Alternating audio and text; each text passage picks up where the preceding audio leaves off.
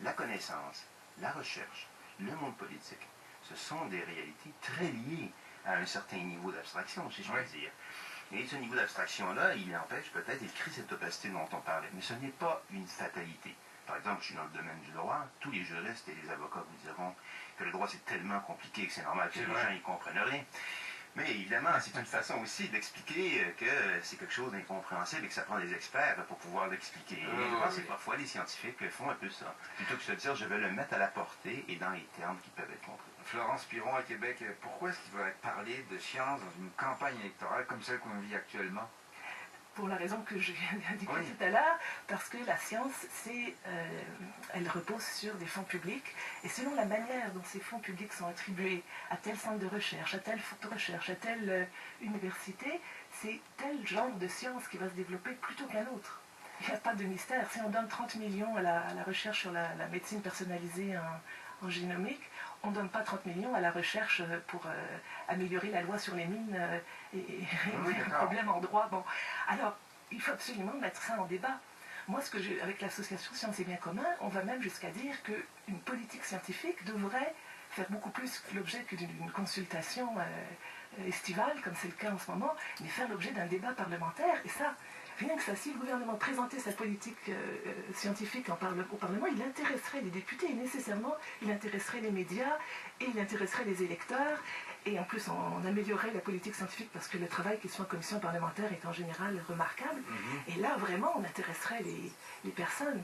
La consultation estivale dont vous parlez, elle est menée par l'ACFA à Saint-Pierre-Noroz. C'est vous qui êtes en charge de faire une consultation assez large en vue du renouvellement de la politique scientifique du Québec, c'est bien ça? Oui, et de ce point de vue-là, je dirais que c'est tout de même nouveau par rapport au processus antérieur dans la définition de la stratégie québécoise de recherche et innovation. Jusqu'ici, c'était décidé plus ou moins de façon opaque.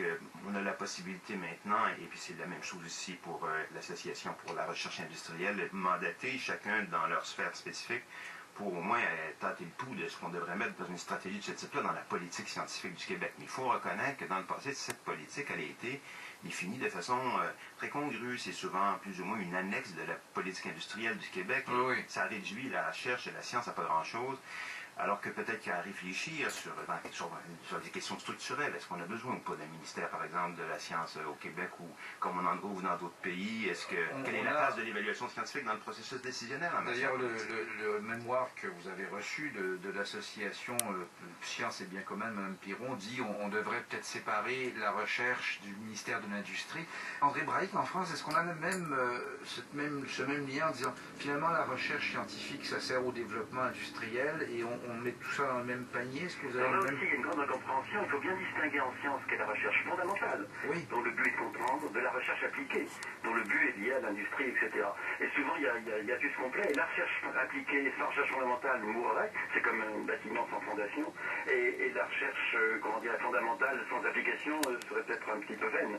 Et donc là, il y a un premier point, une confusion énorme entre cela. C'est pour ça qu'il faut un ministère de la recherche en tant que tel, et non pas un ministère de la recherche lié à l'industrie. Comme on a ici au Québec. Une remarque qui rend les choses difficiles, c'est que nous vivons dans une société où la démocratie est appliquée. On vit, ce qui est une bonne chose. Moi, je suis un démocrate convaincu et j'aimerais que la démocratie soit plus répartie dans le monde. Mais dans sa démarche quotidienne, la recherche, je pense en tant que de la recherche fondamentale, n'est pas démocratique. C'est-à-dire qu'une découverte n'a été faite par un vote de la majorité. C'est toujours quelqu'un qui souvent est extrêmement minoritaire. Je pense à Darwin, je pense à Einstein, je pense à Galilée, qui sont des gens qui sont allés contre l'opinion générale, qui en fait avaient raison, ont fait des progrès. Et cette démarche scientifique au jour le jour, qui n'est pas démocratique, doit s'inscrire dans une société qui, elle, est démocratique. Aujourd'hui, la science est nécessaire à la démocratie, même si son fonctionnement interne n'est pas forcément démocratique, ce qui ne rend pas les choses faciles. Alors, on va essayer de voir un peu comment on pourrait mettre plus de science dans la conduite des affaires de l'État. André Braic, vous dites qu'il faudrait mettre un scientifique derrière chaque ministre. Est-ce que, ici, par exemple, à Montréal, Pierre Noroz, vous pensez qu'il faudrait mettre un scientifique sur le dos de chaque ministre? La vérité, c'est qu'il y a déjà eu beaucoup plus de scientifiques dans les ministères qu'il y en a maintenant.